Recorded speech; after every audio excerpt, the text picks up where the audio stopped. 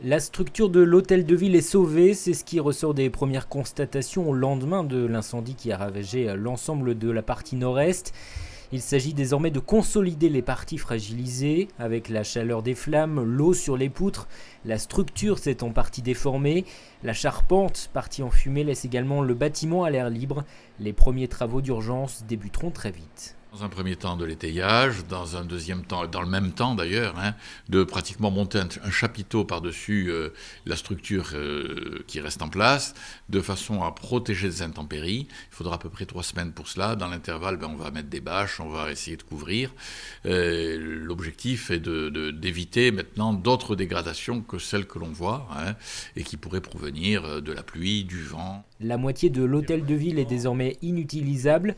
Une partie des locaux épargnés va pouvoir être réinvestie dès à présent par le personnel de la mairie, les ressources humaines ou la direction générale par exemple. Une solution a été trouvée pour les quelques 80 agents à reloger, à l'Arsenal ou au Carré Amelot par exemple, dans d'autres bâtiments appartenant à la ville.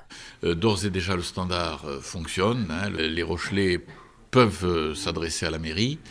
Pour les inscriptions aux écoles, ce sera à la passerelle à Mireuil, et bien penser à refaire les dossiers pour ceux qui ont demandé des dérogations, parce que nous avons perdu tous les dossiers là, ça fait partie des choses qui ont disparu.